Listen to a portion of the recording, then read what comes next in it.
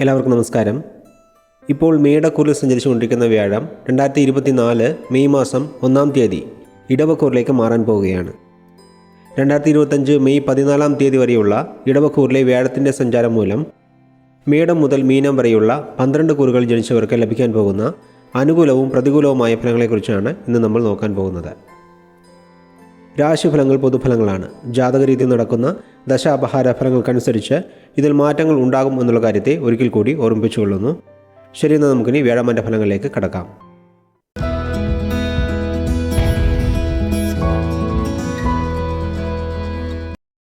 തുലാക്കൂറിൽ ജനിച്ചവരുടെ വ്യാഴമാറ്റ ഫലങ്ങളെ നോക്കാം.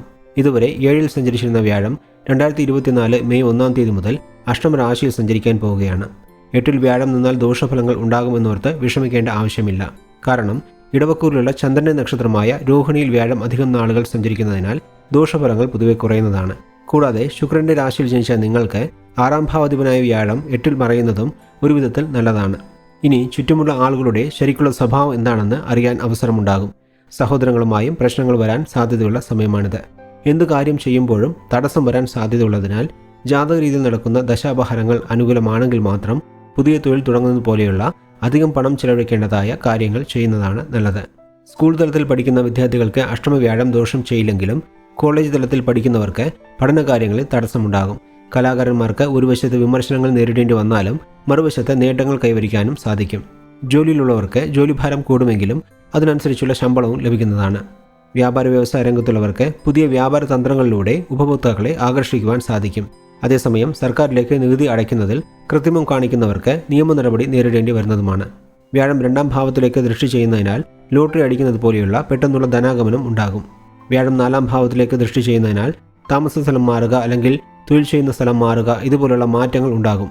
12-ാം ഭാവത്തിലേക്ക് വ്യാഴം ദൃഷ്ടി ചെയ്യുന്നതിനാൽ യാത്രകൾ ചെയ്യേണ്ടതായി വരും. ഉറക്കം കുറയും. ഇടയ്ക്കിടെ ആരോഗ്യ പ്രശ്നങ്ങളും ഉണ്ടാകും. അനാവശ്യമായ ചെലവുകളും വന്നു പോകും. 2024 മെയ് 1 മുതൽ ജൂൺ 13-ാം തീയതി വരെ ഇടവക്കൂറിലുള്ള സൂര്യൻ്റെ നക്ഷത്രമായ കാർത്തികയിലൂടെ വ്യാഴം സഞ്ചരിക്കുന്നതിനാൽ പനി, തലവേദന പോലെയുള്ള ആരോഗ്യ പ്രശ്നങ്ങൾ വന്നു പോകും. അതേസമയം സാമ്പത്തികപരമായ കാര്യങ്ങൾക്ക് അനുകൂലമായ സമയമാണിത്. വരാൻ പോകുന്ന ഒരു വർഷക്കാലത്തിനുള്ളിൽ 2 തവണ രോഹിണിയിലൂടെ വ്യാഴം സഞ്ചരിക്കുന്നുണ്ട്.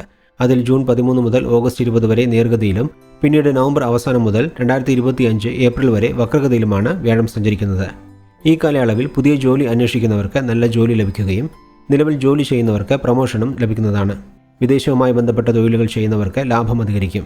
പക്ഷേ വ്യാഴം വക്രത്തിൽ സഞ്ചരിക്കുന്ന സമയത്ത് തൊഴിൽപരമായി കടുത്ത മത്സരം നേരിടേണ്ടി വരുന്നതുമാണ്.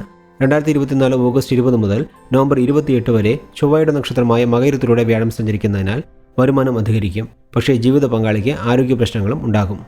മൊത്തത്തിൽ നോക്കുമ്പോൾ കൃത്യമായ ആസൂത്രണവും തീരുമാനങ്ങളും ഉണ്ടെങ്കിൽ ഈ വ്യാഴമാറ്റക്കാലത്തെ പുരോഗതിയുടെ കാലഘട്ടമാക്കി മാറ്റാൻ സാധിക്കുന്നതാണ് എന്ന് പറഞ്ഞുകൊണ്ട് തുലാക്കൂറിൽ ജനിച്ചവർക്കായുള്ള വ്യാഴമാറ്റ ഫലങ്ങളെ ഇവിടെ നിർത്തുന്നു. അടുത്ത വീഡിയോയിൽ വൃശ്ചികക്കൂറിൽ ജനിച്ചവരുടെ ഫലങ്ങളെ നോക്കാം. അതുവരെ എല്ലാവർക്കും നന്ദി, നമസ്കാരം.